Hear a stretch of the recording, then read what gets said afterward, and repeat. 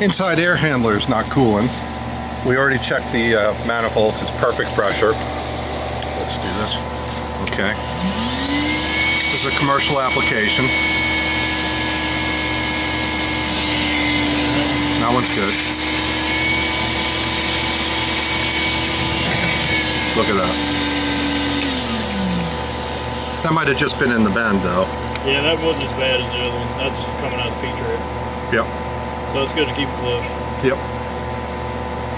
Alright, cool. It's just the other one that needed, and we'll go and see. Here's the one the other one spit out. And we pulled vacuum on it.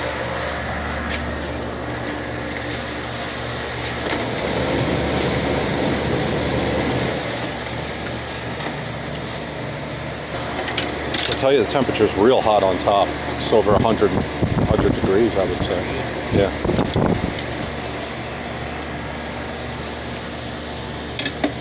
Does that water thing actually work? Yes, it does.